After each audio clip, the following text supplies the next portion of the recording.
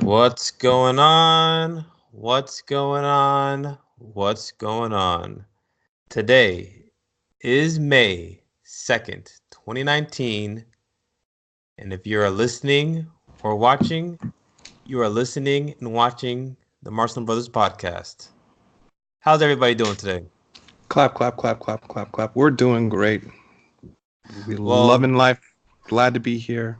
All is well.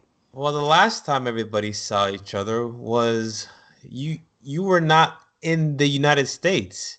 Are you really happy? Because the last time I saw you, you were living life, you were glowing, you were posh, you were wearing the shades and living your best life. I wouldn't say it's my best life, but it is a good life. But get this. Look, wherever I am, I have a good time. I find a way to make it happy because at the end of the day, positivity comes from within. Your outside surroundings could enhance it, but the source is from within. I got it. I'm in a good spot right now. So let's try to keep this ball rolling. I've got to say, this vacation definitely rejuvenated you. Tell us a little bit before we get started. Tell us a little bit about what you ended up doing after we saw you last. So you saw me last over in the Maldives, and that was the last day, and then we're getting ready to head out. But I eventually went on to India again, and we did some more sightseeing. We went to New Delhi, which was the capital. We saw a lot of cool things like the Capitol building, et cetera, et cetera. But following that, we ended up going to Qatar, and we did some more sightseeing, and we caught up with some distant relatives of my wife's. So it was a good time. It's pretty amazing to see how different cultures do things differently. But really, at the end of the day, people want to be connected. People want to see each other at a more personal level, and people like to share and exchange experiences amongst each other. So I still think what I was saying before, the number one thing that binds all people in this world is good old fashioned LOVE. And I think that's going to be a theme of mine as the weeks go on, to find ways to connect with other people and continue that good fortune amongst others. Just to be sure, that's LOVE, not the hot candle wax LOVE, but generally your intent and appreciation of your fellow man LOVE. Yes, we're all human beings and we can connect as human beings. Those of you guys, ladies and gentlemen, who were not able to listen to the last episode, Marvin and his wife had a vacation of the lifetime. They were clear across the country. I'm very familiar with the Atlantic Ocean, and I have, spent some time around the Pacific Ocean, but my brother literally and figuratively had an opportunity to spend some time in the Indian Ocean. He had to hang out in the Maldives at some overwater bungalows. He had an opportunity to go to India and visit the Taj Mahal. And after that, then he did a lot of other awesome touristy things. He had an opportunity to get to know people who he didn't even understand and bond with their common LOVE of man. Yeah, sounds about right. Sounds Oh about man. right. So, ladies and gentlemen, if you do want to catch how happy and awesome Marvin is, definitely check out the last podcast episode in which we talked about vacations. So, I know that that was the high focal point, but tell me a little bit about how your week went after you came back. Was it back to reality? Was it a slap in the face? Did you feel like you got punched in the gut? Was it sad to put Whoa. on? I'm telling you, you were going from the highest of the high, and now you're back in cold Philly, having to fight the wind, going to work. Tell me about what that adjustment was from paradise to everyday life. I would say there was an adjustment, of course, which definitely makes sense. And physically, I truly understand what jet lag is all Oh, about for now. sure. because on the other side of the globe, I was literally like 12 hours off of my normal schedule. So, trying to get back into the thick of things did take a readjustment. I feel like my wife is still readjusting now, but I feel pretty good now. I think I've come back to the normal routines, mainly because I kind of inched my way towards that progression while I was still overseas. So it wasn't as strenuous of a stretch that it could have been, but it was still one, nevertheless. And I will say, with the whole vacation, it was three tiers. The first tier was adventure. Then, well, that was in India. Then we went to the Maldives, which was more or less a lot of relaxation. And then we went back to India, which was adventure. And then when we went to Qatar, it was um, just a recollection look at all the things that we underwent and prepare to officially go back home to the States. Um, but going to the Maldives kind of showed me that I do truly enjoy working, being amongst others, talking and trying to connect with others. So if I reached my right, my financial independence, and I had the opportunity to officially walk away from everything, knowing that I'm financially sound, I think I would find a way to do something productive. I can only sit around and just relax for so long, but that's just how my internal clock and my internal being works. So I am happy that I'm back. I do like my profession. I am a podiatry resident. I'm As of July, I'm going to be starting my last year of residency training, Oh, that's what I'm and talking about. then, the sky's the limit from there. And I'm going to throw it out there. I'm going to throw it out there to y'all. What do you want to tell the MBP group? What do you want to tell the world? Come on. This is going to be your opportunity to let the people know what you and I were talking about, to put it in the atmosphere. You know how it is. When you think about it, when you dream about it, you put it on your vision board, it's going to happen. So, what do you want our MBPers to know, Marvin? Go ahead. For all in case purpose, what I want to do is I want to be a face of podiatry. So I want to Boom. get the word out there. I want more people to understand how the profession works, what the profession does, and what the profession entails. And I think we need a spokesperson to kind of sort Boom. of do that. And I'd like to be that person. So That's what I'm I'm going to talking try to about. find ways to be more out there, to just talk about podiatry, to just express that this is what I'm doing, and to showcase to others that it's a pretty cool career. And if you're interested in it, I'll show you how to, sign up and become a podiatrist and make a lasting difference in the world for other people, helping them walk one step at a time. That is what I'm talking about. Do not waste that pretty face of yours, Doc Chocolate. You see those teeth? Your Wow. wife would be proud of those teeth. And in addition to being a face model, you need to be a model with your feet. And that is what I'm talking about. Marvin is going to become a foot model. Yes, a podiatry foot model. Show, ladies and gentlemen, those manicures, the pedicures. Show them how to take care of the feet. Do it.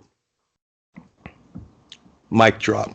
Boom. All right. So does that mean are we gonna be able to take a look at your feet, or is that gonna be another episode?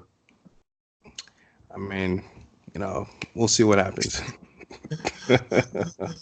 Well, very cool. So you're able to start off your week pretty well. I think for me, my week was a pretty cool week over the weekend. So Ophelia and I were doing swimming lessons right now, and when I say we, I mean she's swimming. She's learning how to swim. She's learning how to do just basic water survival. She turned 20 months, so we want to make sure that since we have a pool, since we live in South Florida, we want to make sure that she, God forbid anything happens and she falls into the water, she's going to be able to survive. So being able to take her to swimming lessons, she's definitely progressed as far as how comfortable she is around other people in the water. She the different exercises before, if you would try to dunk her head underwater, she would freak out. And that's one of the hardest things as a parent that I've realized is to dunk your child's face under the water on purpose when, little kids don't like water in their faces. So when the instructor told me, all right, we've got to have her chin deep, That was pretty cool because her nose and her eyes are fine. But when you have to dunk your child underwater and pick them up just so that they get used to the water feeling, that is that's so anti-father like because as a father I feel like I'm supposed to be protecting her, but she thinks that I'm trying to sink her. But she's getting better, she's getting more used to the water, but it's just fun just seeing all the little things that she's just picking up on her own. So it's pretty incredible. So that's been pretty cool. And then the week, I mean, we're already at Thursday, tomorrow's Friday. Oh, last week I was able to watch the end game. I'm not going to spoil what ends up happening because some of you guys haven't had an opportunity to watch it. But for Don't me, do it. it's Don't like, do it. what do I do next now? Like I've watched it and And it's over. It's done. I well, Leah and I have watched, 22 Marvel movies from for about a month and a half, 2 months, and every Friday we would end up watching this, and now we're pretty much done. And I've got to find a new thing to do on Friday nights with Leah, so we'll be Hmm. still watching movies, but we'll probably have to pick up another series, so we'll figure that out. Yeah, yeah. Can I intervene a little bit? So when I was flying to India, I had the awesome opportunity of having a huge plethora of different titles to watch movies from, and that's Hmm. one of the perks when you do international flights. Yep, And I yep. stumbled upon a couple Spider-Man movies. One of them was a newer one that just came out. It was like a comic, cartoon-like movie, and the Yes, other yes, one yes. was just another remake. And again, forgive me, I'm not one that's well versed for the different movies and etc. that's out there right now. But the point I'm trying to make is, it seems like with a lot of these comic book movies, they kind of recreate them based on your generation, which I Hmm. think it's kind of fascinating because the original Spider-Man that I kind of grew up with, what was that character or the Tobey Maguire. yeah, that's the Hmm. Spider-Man that I grew up with. Hmm. Now Hmm. I'm looking at the other Spider-Mans and I'm like, Tom huh, Holland. yeah, they're younger, they're a little more sassy, but it's morphing into the times that we're in now. So I think they relate a little better to the youngins who are here right now. And I was talking to Christopher, our other brother, and this other Everybody knows who Spider-Man. Christopher is. Come on, this is the Yeah. MBP crew. These are our MBP crewers. So I was talking to him about another Spider-Man that was a comic book version, and this guy's name is Miles. And this was into the Spider Verse or the U Verse. So one of those phrases is the title of the movie. And long story short, this particular Spider-Man is African American, and they kind of explained the whole story. Spider-Man, he's the Tobey Maguire one, if you will. He's getting older, but then here comes a new Spider-Man who got bit by another spider, and then he's younger and he's African American. I was just like, wow, this is pretty cool. I was really digging it. It was a really cool, revamp of Spider-Man, and I like what I am seeing, and it seems like that might be the case when it comes to if this end game, if the title is what it kind of sounds like, they might just bring everything back in the next generation, but a little different that's in tune with that current generation. I don't know. I'm just throwing that out there. No, I think when you, for example, Captain Marvel, I mean, when you look at the comic books, Captain Marvel is actually a guy, and Captain Marvel nowadays is a girl. And when you start looking at some of the original comic books and when you see the remakes and you see the movies, they are not necessarily 100% pure to what the initial series were, Mm, depending on, like you said, the genre, depending on who they want to be the actor or actress, it's going to change their persona based on what clientele they're looking at. So I do agree with you. I think that looking at, like, for instance, looking at the Spider-Man Homecoming, MJ, in the comic books, she's white. MJ in the movie, she's black. So you're right. seeing different demographics of individuals just based on the cast that they want to do. And again, you got to see what their end game is for trying to do that. Sometimes it's just the style of the actress, and it doesn't matter. what the original comic books wanted. It's just what the director wants when he or she is casting the movie. So yeah, I think that's very interesting as well. So what I wanted to do today was kind of elaborate more. Well, not elaborate. I wanted to continue with the vacation theme. And with our theme yesterday or last week was vacation. Why is it so important and why you need to do it? And what I want to do is I want to share a scenario that I encountered a couple of weeks ago. So let me tell you my story. You tell me what you think, and we can kind of talk about it from there. So, have you ever received either a phone call from a telemarketer or an email or a letter from some sort of salesperson who offers you free tickets for either an amusement park, free tickets, airline flights, for an exchange of sitting down and listening to a presentation? Has that ever happened to you before? Yes. Have you actually sat down and listened to get the free stuff? Yes. All right. So I'm going to share with you my experiences that I've had with individuals trying to sell a timeshare or a vacation spot for exchange of a hotel, for exchange of tickets to a theme park, and kind of give you what the behind the scenes is. And after we talk about it, I'd like for you to tell me what your thoughts are in general. So I've actually gone to two of these timeshare conversations. The first one, actually, do you remember when we went to Vegas for Christopher's bachelor party? Yeah. You remember the hotel that we stayed at? Mm-hmm. So we were able to stay in Vegas on the strip. And the reason why we were able to stay to Vegas on the trip, and I don't think I told you guys this until I got there, is I had to listen to one of these timeshare pitches. So Mm-hmm. it was, I think, I don't know what timeshare. It might have been the Hilton Grand Vacations or something like that. I don't know. But let me break down how the conversations like, what they do, and we'll go from there. So, I pick up the phone. Hey, we looked you up, blah, blah, blah. Would you be interested in, free hotel stay at a hotel on the Las Vegas Strip? Yeah, cool. They say, okay, cool. You just tell us when you want to go. It's an open invitation. We'll throw you, $200 for eating at the restaurants that you like. All you have to do is listen to this hour presentation. So I'm thinking, I'm a resident at the time. This is when I was in Kansas. I'm thinking, you know what? Yeah, we'll do it. Let me just do it. Just two free nights at a nice hotel on the strip. Let's do it. Let's see what happens. So we were hanging out the night before. Everybody was cool, and then I had to wake up early in the morning and listen to this presentation. So essentially, this is what ends up happening. So for the timeshare pitch that I heard, well, it was a vacation club pitch. And essentially, what they do is they kind of sit you down. You've got somebody who is a nice, friendly, bubbly personality, attractive individual comes up to you. They play the whole salesman pitch. Very nice. Hey, how you doing? My name's so and so.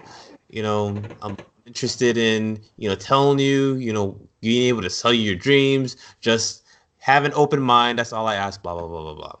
So I'm the type of person I don't like to waste people's time. So I remember when I was in Vegas, I pretty much said, "Look, I'm just here for the free hotel stay, and I just have to be there." And I was straight up honest with the person.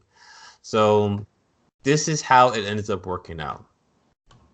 They ask you, how many weeks a year do you vacation? How many days a year do you vacation? What are the types of vacations you like to go on? What are the types of places you like to go? What are the types of hotels? And what they do is, like, let's say that you tell them, I vacation maybe twice a year, about a week at a time, and I do maybe two or three little getaways. So what they do is they will add up the amount of days and they'll come up with, okay, you, based on what you told me, you like to vacation about 10 to 12 days a year. So what they're trying to do in these types of conversations, whether it's the timeshare, whether it's the vacation club, or the membership for vacations, is they're going to try to annualize the amount of days that you go to the hotel. they ask you, well, what do you think a typical hotel stay is? So you tell them $100, $150. So then they'll tell you that information. And then after that, then they will multiply, they'll say inflation. So when you have this in about 10, 15 years, this is going to cost this amount of money. So the original $150 hotel turns into $200. And essentially, they try to get you to pay this large dollar amount, and they kind of have you prepay your vacation. So with the vacation club for the Hilton's vacations, it's pretty much, hey, we averaged it out over 20 years. They talk about how, the nice thing about these vacation clubs is you can have X amount of weeks, every single year. You have all these different locations all across the country. You can do whatever you want to do. You can exchange these weeks for other weeks. It's totally flexible. And they talk about how, you can get the cheap rates because you're a member, and they say all these nice things, and they keep on telling you, hey, this is what you wanted, right? This is what you wanted. And the what is the thing that would be holding you back? Of course, you tell them money, and they say, okay, so if I can get you a certain amount, a dollar amount for something, and it's reasonable, you'll be okay with it, right? And then what they do is, they'll write down all these things that you tell them, and then after that, they kind of revert it back to you so that it's everything essentially that you wanted to say. So you go through the song and dance. It's usually 30, 45 minutes. They ask you if you have a significant other to bring your significant other. You can't not bring your significant other, because I think the thought process is all I have to do is win one of the two people. If somebody likes it, then you're good to go, because now you've got one person liking it, the other person doesn't, and then they kind of put you against each other, and then you end up probably doing it if you're not mentally prepared for the conversation at hand. They also try to talk about the family and, hey, this is something that your kids will be able to grow up to. This is going to be a special moment that you do every single year. So it's a really nice poetic way that they do it. And then after that, then they hit you with the dollar amount. So usually when you're prepaying, they say for life. So I think the first one that I listened to was about $15,000, $20,000 was the fee that you had to pay. And then after you pay that fee, that's equal to like, 1 or 2 week a year, every year from now until, maybe you're 40 or $50. And then after that, the thought process is you keep on doing it for life. So if you continue to vacation, then you'll be saving money. So they kind of have the dollar amount of what it would be as a hotel annualized with inflation, and then they throw the number that they give you, and the numbers look less when you're doing the prepaid. And that's kind of the way that they get you. And then what they try to do is they will then tell you that dollar amount, and they'll kind of divide it out by months and then by days, so that the dollar amount is a lot less. So for, $15, a day, you can have this vacation spot, whenever you want, however you want, as long as you want, and it's yours. So when I went to Vegas, I pretty much said no, no, no, no, no. And then the lady realized, okay, I'm just wasting my time. There's other people I can try to sell. And then they go. And then we had fun. We did our Vegas trip. And then for me, it was nice because I got to host you guys on a nice downtown Las Vegas trip, and it was fun. So I got another letter in the mail. And this letter in the mail is for Disney. It's for free 2 nights hotel plus tickets to Disney. Ophelia and I and Leah have already gone twice. She's only 20 months old. So for me, I'm thinking, well, how? I mean, Disney's expensive. I mean, Disney, per ticket is like $150. Then you got the hotel they got to stay at, and so the trip is easily a good $500, $600. Then you got to eat, so you can spend close to $1,000 on just a weekend. So I'm thinking, well, what can I do to try to decrease the amount of money that I have to spend when I go to Disney? Another conversation. So this time it was a membership for a vacation club. So again, similar song and dance. They kind of annualize it. And the one that was interesting for this one is, this one is all over the world. So they have partnerships with not just people in the United States, but also in Mexico. They have partnerships with Carnival Cruise Line. They have partnerships with all these different vacation people, and it's a similar song and dance. They give you a dollar amount, annualize it. At the end of the day, we kind of say no, but this one was a little different. Like the dollar amount that they gave us was like $6,000 or $7,000 initially, and then after that, you have to pay a fee every year. Where they try to get you is they don't let you leave. They say, "Hey, this is the only time that I'm offering for you. Once you leave, I can't give you this offer anymore. So you got to think about it. You got to think about it now. We'll give you a couple of minutes. You can decide, and then you'll come back to us. You let us know what you want to be able to do, and that's it." So we ended up deciding to say no, but these were the numbers that they gave us. They said to us, 2 weeks. Once you pay your $7,000 membership, you get 2 weeks. Every 2 weeks or every year you get 2 weeks. And then in addition to that, if you want to be able to vacation at other places, like 4-star, 5-star hotels, you can get it for, $200, $300 for the whole week versus, having to pay $2,000, $3,000 and you're essentially paying for it. And then if other people want to go, you can just give them your deal and then they can pay you. And that's how you make your money. So I wanted to get your thoughts on those two items, and then I'll tell you what people try to do. Well, you know what? Let me give you the timeshare routine so that you know what goes on in timeshares, and then you can tell me all of your thoughts on all that stuff.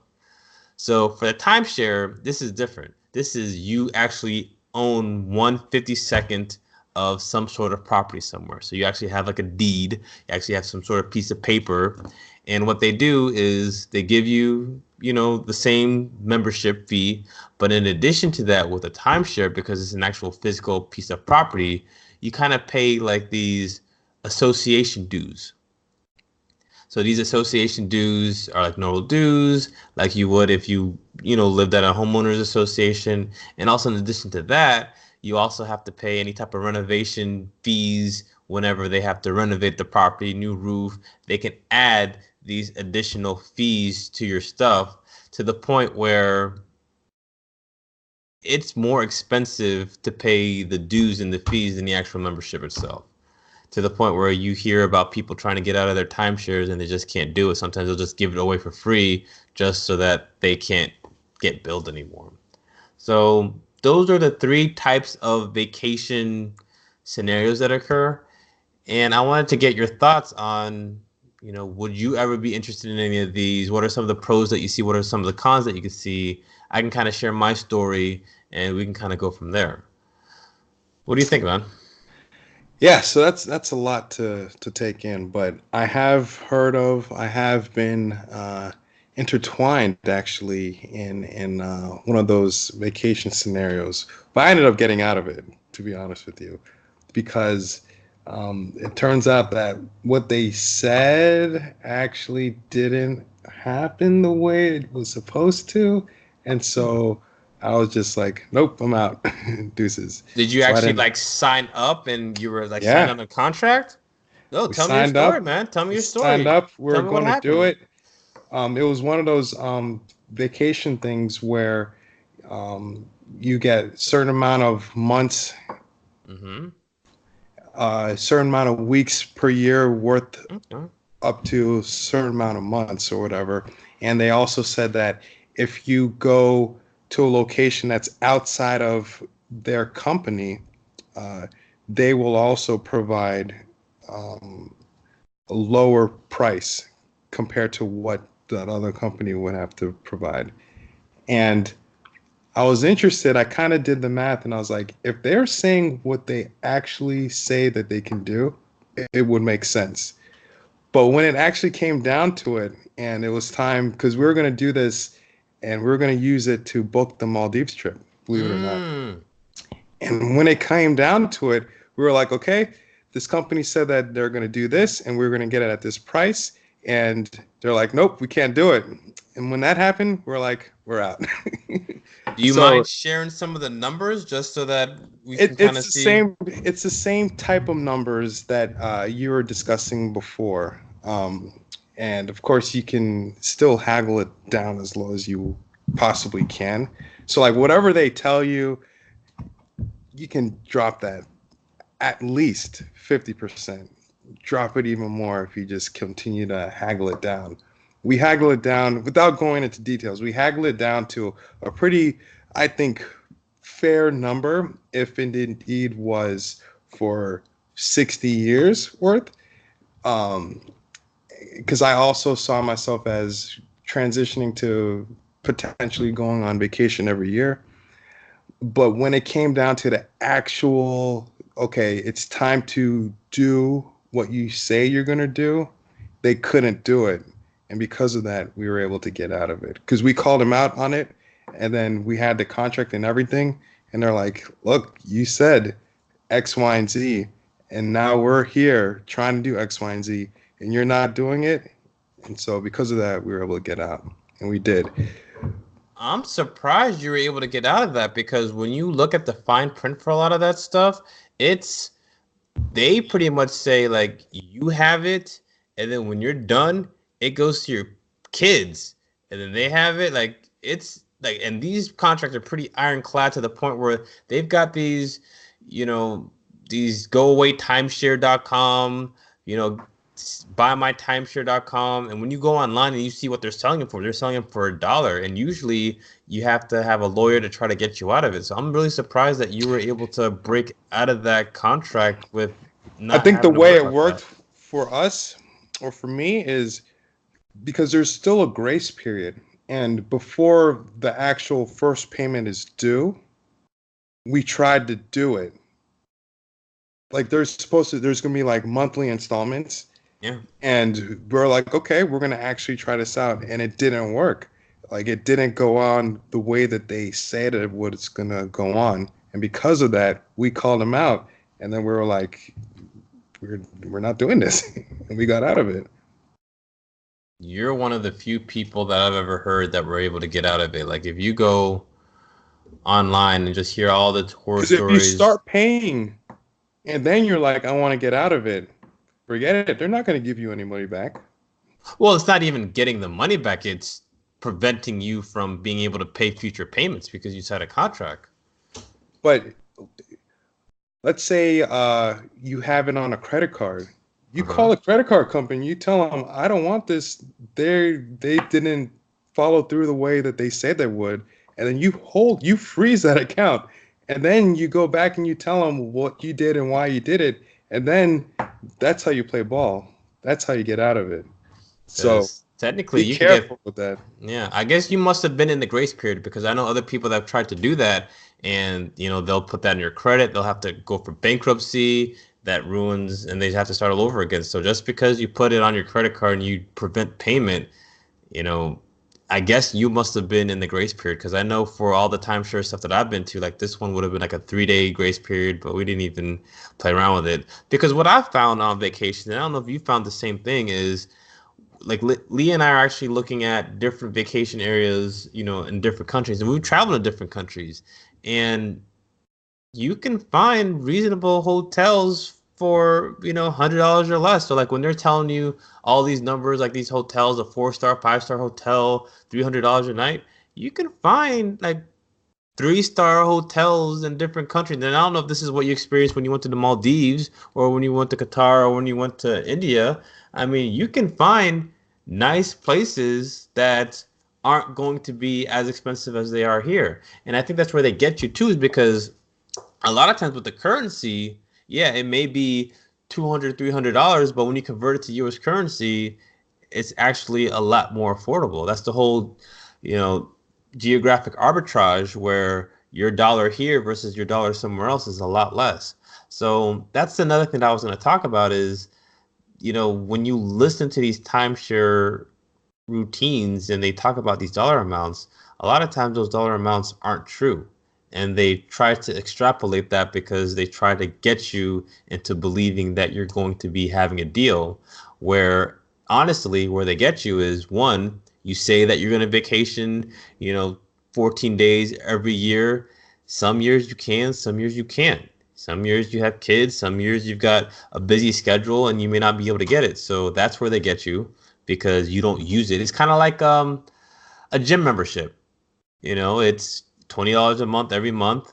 If you go to the gym, 4 times, 3 times, 4 times a month or a week, then you win. But let's say you get the membership, you forget about it, it goes into monthly recurring payments, you go once a year, then they win. And I kind of think that that's how these timeshare things work, these vacation clubs and these membership clubs, is you don't do what you think you're going to do, you get tied in maybe to the same location, or you just forget about it. Yeah. So very interesting. So do you think you would ever do one? No, And why is that? because you can always find a deal. You can always find a deal. And exactly for what you said, the geographic arbitrage is a very powerful thing. We all know I went to India, right? We literally stayed at a five-star Indian hostel, which is like in the capital, close to the actual parliament building. So this is beyond beautiful. Um, this is like Middle East type of beautiful. And it ended up being like a little over See? $150 a night See? because we're using our US dollars. And one US dollar is like the equivalent of 65 Indian rupees. And so, or 68 rather. So the geographic arbitrage is powerful. Yeah. And that's the reason why I wouldn't do it. And the way that how I understand it this works is what happens is when you have a hotel, the hotel company essentially sells a certain number of spots to third party companies at a lower rate. And it's the job of that third party company to fill those spots. And so what they do is because they have it at a lower rate, they try to sell it to other people at a lower rate. But at the end of the day, what's to stop you from trying to find a way to get to that hotel and get that same lowest rate that they sell it to the other companies that try to sell to other people? If you can latch onto that lowest rate that they're willing to sell to those third party companies, you'd be surprised at how good of a deal you actually get. So instead of them being the in between, sometimes you can be that in between. And I think if you get to that level, that's when you really get good deals. And not only that, but I think these search engines, like for me, I use Hotwire, I use Kayak, and that's kind of what these search engines do is they will, based on the parameters that you put in for the time and the date that you want to go somewhere, it will tell you all these different websites that are looking at these hotels or flights, and they'll actually show you all the different prices, and you just look to see whichever one is the cheapest one, and that's how you go and you find it. So I think that I do agree with you when it comes to that. Maybe it takes a little bit more legwork, but I feel like that's just what people do nowadays. You try to find the best deal. When you have the internet at your fingertips and you're able to search and look for stuff on your own, I think that is just how we are all raised as this generation, and you just find the best deal. And that's kind of, it's almost like the chase where when you find that good deal, you're excited about it, and that makes you even more excited about it because you're able to find something, but you find it on a good deal. And then also too, like I think if you know when you're traveling, there's certain times of the year that are more expensive than others. Like when it's the summertime, of course, it's going to be expensive because everybody and anybody is going to be traveling. Whereas if you look I still remember when Leah and we went cruising in the month of October. And who cruises in October? It's not going to be your spring breakers. It's not going to be your parents because their kids are in school. College students are in school. It's going to be your retired people. So since the demand isn't going to be as high, the only way that they can fill their ships is going to be to lower the price of the ship so that people can go on. So I think that if you look at the times of the year, you look at the different areas of the country, you can find good deals to go to places. You just have to put a little bit of extra work. And I think that's what these timeshare people or these vacation club membership people don't tell you is that's essentially what they're doing. They every hotel, like if you look, I don't know, like when you close the door, the main door to your hotel room, and you look on the inside of it, it'll tell you ranges of how much the hotels can be. And there's a low range and there's a high range. It's just based on the season. So I think if you are traveling and you know when everybody's peak seasons are and you know when everybody's low seasons are, you can still do the things that you want to do, but you just have to be smart about it when you're traveling.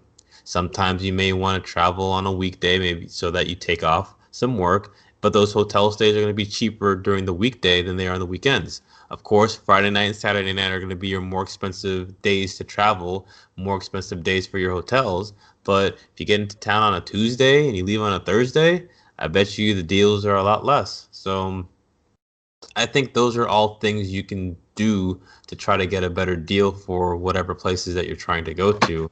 But I agree with you. I think my opinion with the timeshares, I think if you use it to the max and you beat the system, it's kind of going to a buffet. If you go to the buffet and you only eat one plate of food, you lose. But if you eat like three or four plates, you win.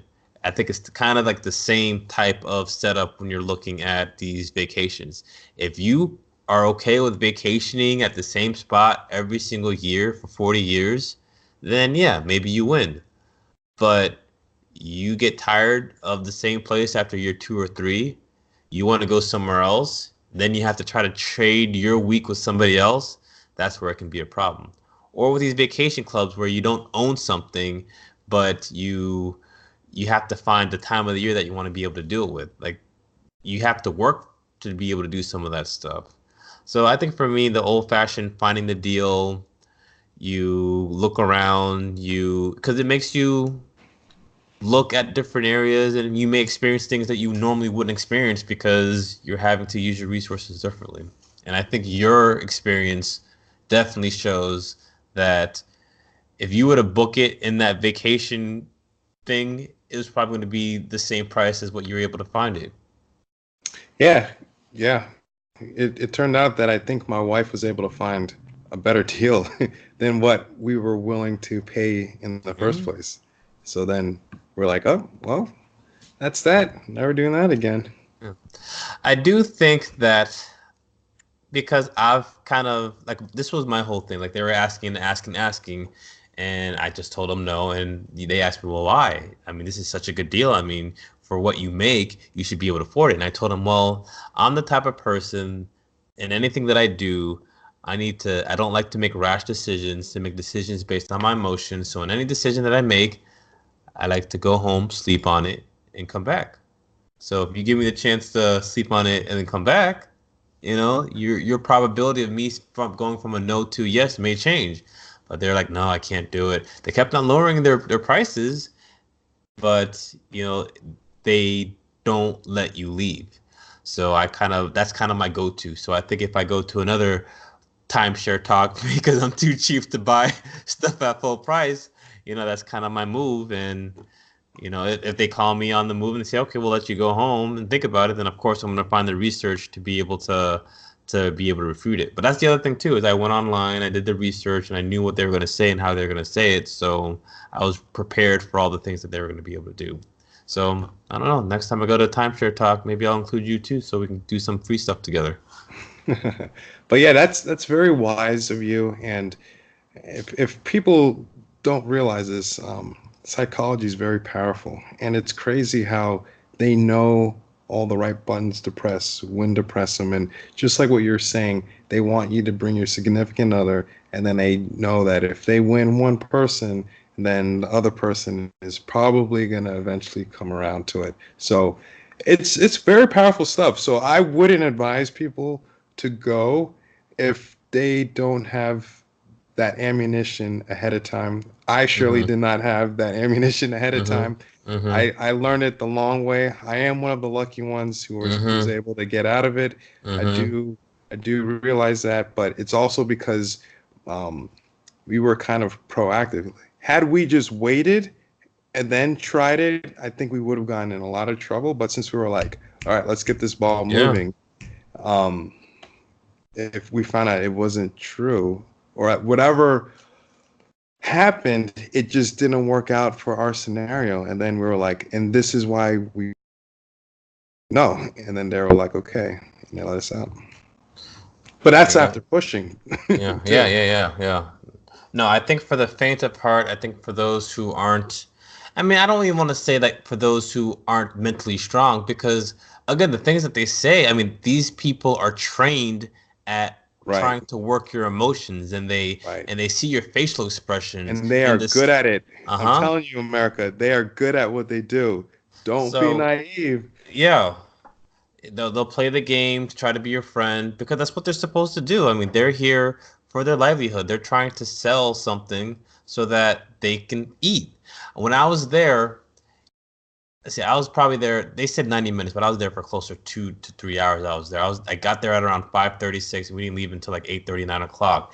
And the amount of people who signed up were maybe 5 or 6 people in that 3 hour time frame. So, but they were like, I feel like there were like 40, 50 people in there. So the percentage was low, but if you're thinking about how much you're paying every single year for good 20, 30 years, and you get a couple percent off of that, I mean, they're winning. I think they win if they break even probably if they sell one or two in that whole entire day.